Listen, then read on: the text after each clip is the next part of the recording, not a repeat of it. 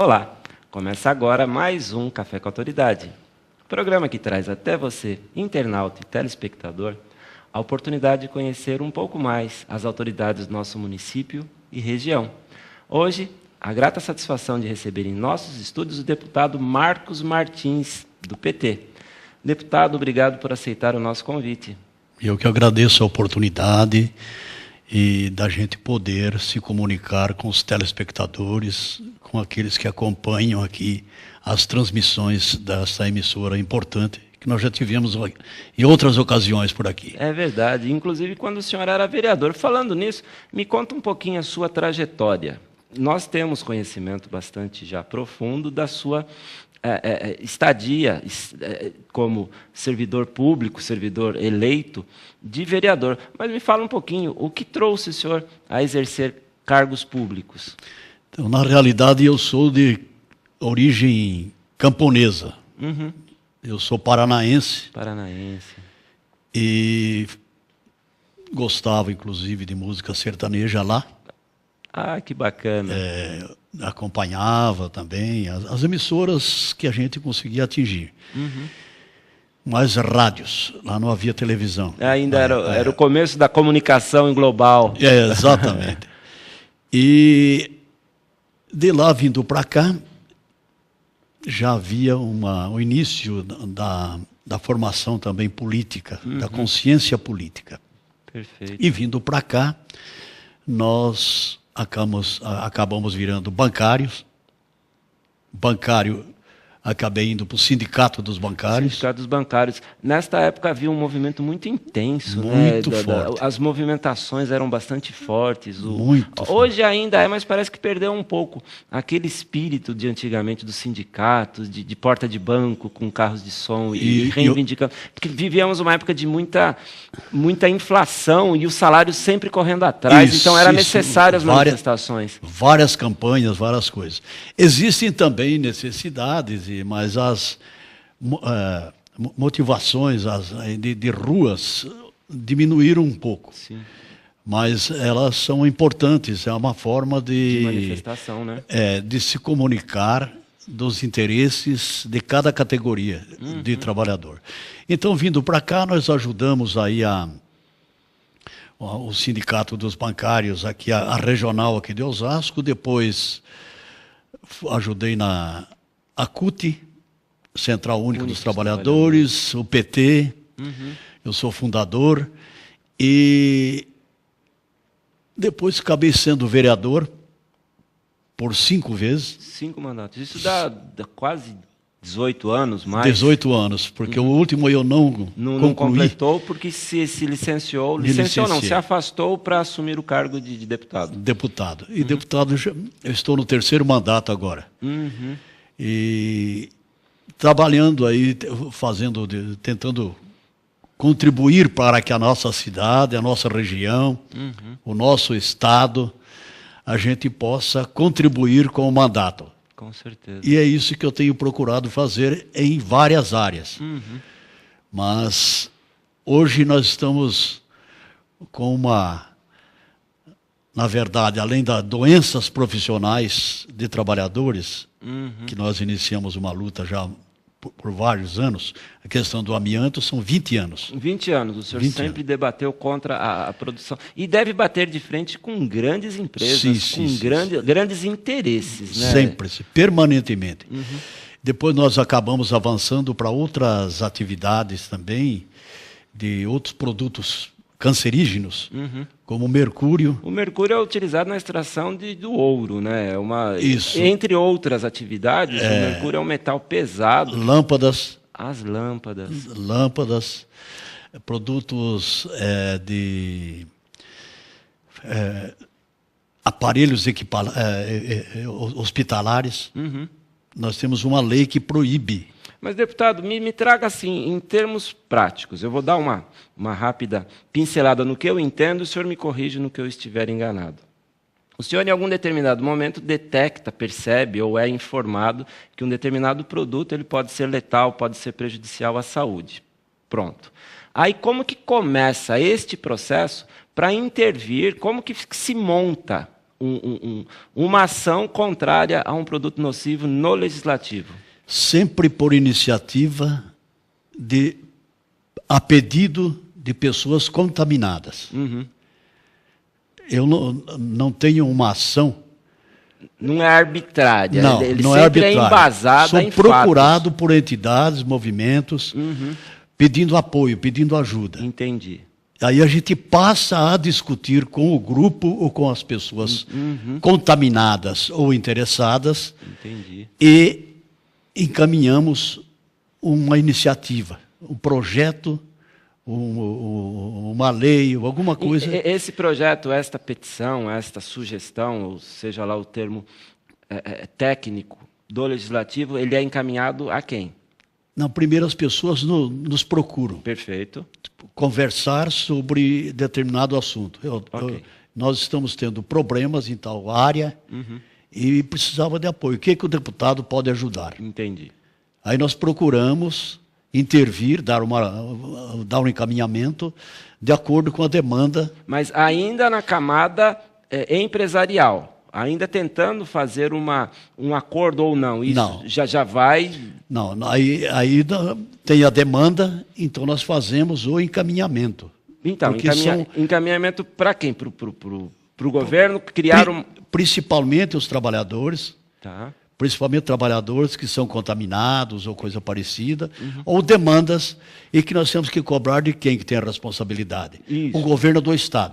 Esse pedido, então, esse encaminhamento é para o governo do Estado para que tome atitudes Isso. para sanar aquela deficiência, seja ela qual for. Exatamente. Perfeito. E passa pelos secretários do governo do Estado e nós vamos... Até aí ainda não é uma lei, não se tornou Não lei. é uma lei, Ok. não é uma lei. E depois qual o trâmite seguinte? Depois, normalmente, nós fazemos audiência pública Uhum. com os interessados, com a população, técnicos. Perfeito. E depois dessa atividade, normalmente na Assembleia, mas depois podem se expandir em outras cidades, outras câmaras municipais, e reuniões menores, e traça uma caminhada, que normalmente são demorados. Sim. Nós estamos falando muitas vezes de muitos Anos. anos, décadas, Anos. às vezes. São de anos. Perfeito. Uhum. E aí a persistência, cobrando, criando fatos, lembrando, para que seja caminhado. Não basta se apresentar um projeto, protocolar um projeto lá na Assembleia. Acompanhar. Tem que acompanhar e fazer movimentos para que eles sejam conhecidos pela população e também para que eles tenham respaldo na votação. Deputado, uma coisa que é bastante notório hoje em dia. Quando eu era criança, era muito comum, ao olhar um horizonte e ver diversas casas, você vê as caixas d'água cinza em cima dos telhados que eram feitas de amianto. Hoje a realidade mudou para a cor azul. Você olha, qualquer bairro, você vê muitas caixas d'água azuis, assim como o telhado. Pode-se dizer que esta mudança aconteceu diretamente em função da diminuição de produtos elaborados a partir da matéria-prima amianto e que o senhor tenha tido influência sobre isso? Sim. Sem dúvida nenhuma que a nossa lei estadual ela serviu de indicador para reduzir o uso do amianto, que é cancerígeno, não só no estado de São Paulo, mas também se atingindo outros estados, outras cidades, projetos que foram apresentados em cidades. Ele serve como modelo e copiado em outras instâncias. Isso, exatamente. E que a nossa luta, ela, na verdade, é mundial. Mas uma coisa que é uma dúvida minha e talvez também dos telespectadores, uma vez uma caixa d'água instalada, colocada e sendo utilizada, como ela pode ser cancerígena? Ou não é nesta fase que o problema ocorre? Não, também. Não existe uso seguro com amianto. Mesmo a passagem da água por ela pode estar trazendo resíduos do amianto. É um pouco mais difícil, mas, por exemplo, nos Estados Unidos, para uma água ser considerada potável, ela precisa ter um laudo técnico de que a água não contém amianto. Isso não é à toa. Sim. Então, nós temos o professor René Mendes, professor da faculdade, ele é um médico da Faculdade de Medicina de Minas Gerais Federal. Ele defende a tese de que mesmo pela água, com o decorrer do tempo, contamina as pessoas também. Pela passagem da água. A passagem. Ela pode ter uma origem, uma procedência muito boa, um encanamento da companhia de abastecimento muito boa, mas você acaba contaminando no seu reservatório doméstico. Sim. Você pode observar as pessoas ao limpar, as fibras soltam. Sempre soltam, soltam exato. fibras. A quantidade de canos, tubos de água que são quebrados, águas vazando, o desperdício de água, 35%, 40%. Sim. Cada vez que rompe um cano, ao consertar aquilo, normalmente tem serragem. Entendi. E isso também vai pela água. E eu acredito também que a própria produção ali sim, os operários que trabalhavam ou que ainda trabalham com amianto, eles estão muito expostos. Este sim. Sim, exatamente. Pelo pó que ali solta. Sim. Todos que tenham contato com produtos que têm amianto estão sujeitos a se contaminar. Agora, aqueles que tiveram uma contaminação exposta direta, então esses têm mais problemas. Mas nós temos problemas de pessoas que nunca trabalharam com amianto e se contaminaram e morreram. Perfeito. Então é muito grave isso. Mas é um tema que vai longe. Sim, e eu inclusive fiz questão de abordar este tema no nosso primeiro bloco, e em instantes chamaremos o intervalo para darmos sequência, para que fosse como uma prestação de contas, porque o senhor sempre foi muito enraizado nesta tarefa, nesta missão, e hoje o senhor está com novos projetos, novos horizontes, e nós vamos aproveitar para chamar um breve intervalo, e na sequência nós estaremos dando voz e ouvidos ao deputado Marcos Martins para falar sobre essa nova trajetória. Fique aí, voltamos já.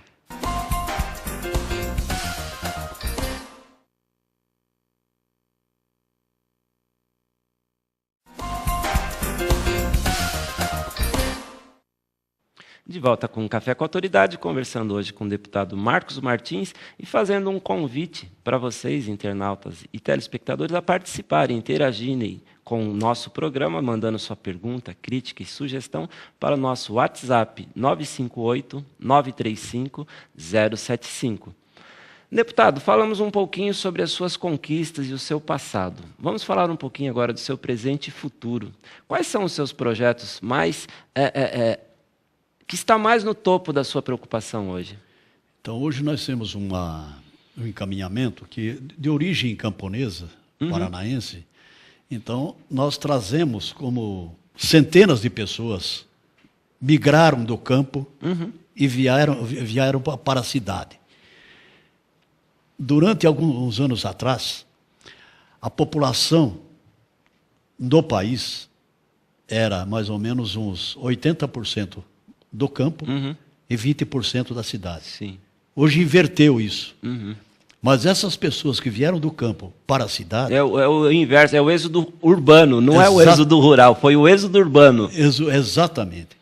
E aí essas pessoas trazem consigo os seus hábitos, os seus costumes... A sua cultura. Sua cultura.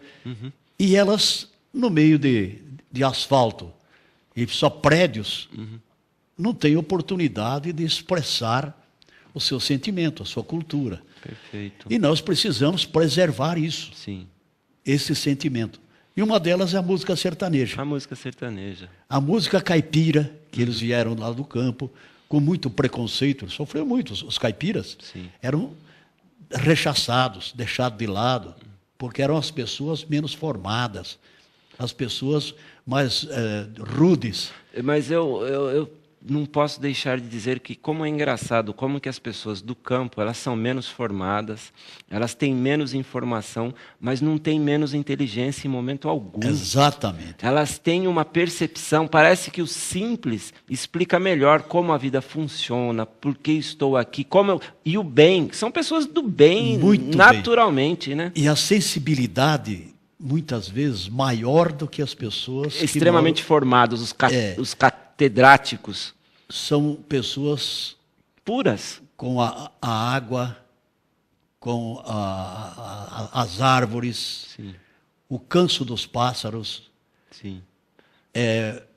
O mundo onde existem animais, cobras e outras coisas mais. É verdade. Então, eles têm esse universo na pessoa. Perfeito. E aqui na cidade praticamente não existe isso. Muitas das coisas são amortecidas. Sim. Então, nós criamos agora, chegando aqui, nós apoiar um pouco a Casa dos Violeiros aqui na cidade. Casa dos Violeiros. Casa dos Violeiros do Brasil, tem outros grupos, né? Tem um outro grupo aqui no Jardim dos... Jardim IP? Dos Remédios aqui, que era a Casa dos Violeiros do Brasil, que antes era no Rochidale. Sim. Bom, nós passamos a apoiar essas lutas porque existe uma semelhança com o meu sentimento. Que perfeito, muito bom. Então, nós apoiamos aqui a criação do local para a sede, que durante muito tempo, aqui a Casa dos Violeiros do Brasil, eles ficaram como ciganos, andando por aí sem ter local aonde eles se encontrarem, uma sede fixa. Até na escadaria ali da igreja catedral. Era ponto de encontro. Era ponto de encontro. E ali tinha as rodas de viola, tudo. As cantorias. Cantoria, exato. Aí depois nós conseguimos, eles ficaram uma temporada do CSU, ali onde, próximo ao cemitério Bela Vista, abaixo ali, não tem um campo de futebol grande? Sim, ali? sim. Ali, CSU. Perfeito. Eles ficaram ali uma temporada, usando o espaço ali, até conseguirmos apoiar esse espaço para que eles tivessem o local ali no Jardim IP. No Jardim IP. E eles têm hoje a Casa dos Violeiros do Brasil. E depois dessa Casa dos Violeiros do Brasil, nós passamos a apoiar também outras coisas. Demos um prêmio de Inesita Barroso, cidadã Osasco, e juntamente nessa mesma data... A Inesita Barroso, se eu me recordo, é uma apresentadora que tinha na Cultura, com um programa bem raiz mesmo, bem caipira, bacana. Da radialista, ela fez um programa na Rádio Cultura, e depois 35 anos... Viola Minha Viola. Viola Minha Viola, 35 Perfeito. Anos com esse programa. E nessa mesma época, nós demos uma homenagem à Casa dos Violeiros, aqui dos violeiros aqui de Osasco. De Osasco. Uma homenagem na mesma data da Inesita Barroso. Eles foram um cartão de prata à Casa dos Violeiros aqui de Osasco, e também a Inesita cidadã osasquense. E depois dessa homenagem, nós procuramos uma outra homenagem à nossa cidade. Casa da Viola. Casa da Viola. Osasco, capital da viola. Tem uma lei, reconhecem Osasco como capital da viola. Interessante. Pouca gente sabe disso. De minha autoria. Que bacana. A pedido também dos violeiros. Dos violeiros. Que há muito tempo eles vinham reivindicando isso e não tinham conseguido. A pessoa que tenha interesse, queira assistir ou participar, eles fazem essas cantorias, têm um calendário, como que eu sou muito enraizado também, eu também sou de origem interiorana, eu particularmente não, eu sou nascido em Osasco, mas a minha família migrou do interior, da cidade de Assis para cá, no ano de 62, mas eu tenho origens, eu acho muito bonito a expressão da música sertaneja, a simplicidade da forma com que eles dizem, mas a complexidade do entendimento de vida. Então, esta cultura, ela muito me interessa. Eu querendo assistir uma apresentação desse tipo é possível? Eles se apresentam periodicamente? Se apresentam. Todos os domingos tem apresentações ali no Jardim IP. Na própria sede, na própria casa? Na sede, Casa dos Violeiros. Ali tem todos os domingos a partir das 18 horas. Eles têm apresentações de cantores, de apresentadores que vêm também de outras cidades. Me diz uma coisa, por se tratar de uma questão cultural, de uma questão de raízes, acredito que são pessoas já acima de seus 40, 50 anos que participam. Sim. Ou está reciclando, tem jovens enraigando, vestindo esta camisa também para dar continuidade e perpetuar esta cultura. Como que está esse perfil? Então, esse é um desafio. Nós precisamos renovar, incentivar para que jovens também venham a participar. Eu sei que existem grupos de jovens também, e eu não conheço pessoalmente, mas fui informado que tem um grupo que é de Presidente Prudente, Extremo Oeste de São Paulo. Isso, que tem o grupo. E existem em Bauru. Bauru tem um grupo só de fala, só de canto. De música e que também participam jovens também. De músicas caipiras, músicas de raiz. De raiz. E tem algumas casas algumas orquestras em algumas cidades. Então tem uma renovação, ela não está tão intensificada, mas há uma injeção de gente jovem, porque não pode se perder essa cultura. Agora, isso é um pouco difícil porque não existem muitas formações. Porque vêm os inatados que vêm de fora, numa quantidade grande, com televisão e tudo, e acaba, às vezes, impedindo, dificultando a formação de grupos. Porque é um produto forte, grande, e que vem músicas principalmente estrangeiras, principalmente americanas, que vai entrando, as emissoras repetem várias vezes. É uma lavagem cerebral. Lavagem cerebral. E nada contra, nem a favor.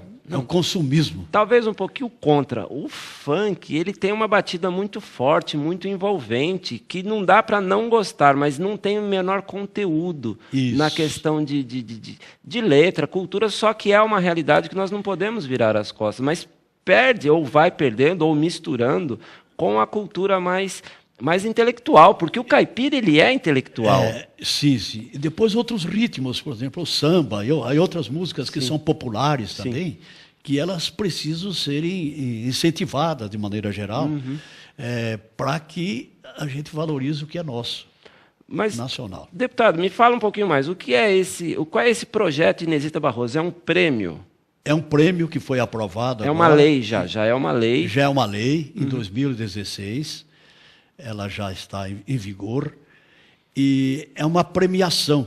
Nós temos lá na Assembleia o prêmio Santo Dias. Santo Dias. Uma vez por ano, tem uma homenagem às pessoas que se destacam em lutas em defesa dos direitos humanos. Entendi. São premiados Santo Dias, é o nome da homenagem. Salva as proporções, evidentemente, mas só para que nós possamos entender, é como se fosse um Nobel. Alguém teve um destaque em determinado assunto, por isso ele é evidenciado e premiado. Isso. Então, este prêmio é para quem teve um destaque na área da música caipira, pode ser pessoas, grupos de pessoas, ou pode ser entidades. Mas me diz uma coisa, a música caipira, ela tem algumas vertentes. Tem a música caipira de raiz, tem a música caipira da sofrência, eles se enquadram todas num grupo só. Por exemplo, tem grupos musicais que tratam mais de relacionamentos, de minha esposa me deixou, por isso estou bebendo, e tem aquelas outras que falam, estou indo para o curral dar comida para o meu porquinho. Você percebe essa diferença? E, inclusive, a batida da viola, elas são diferentes. Existem algumas que vêm de cópias de músicas um pouco americanizadas. Sim. Que é iê, um pouco que foram mudando. Sim. Teve cantores que começaram de um jeito e depois mudaram para música sertaneja. Christian Ralph é um deles, ele cantava em inglês. Aí criaram uns grupos que é universitário, Uhum. que é uma forma de preconceito com os caipiras, com a música raiz. Uhum.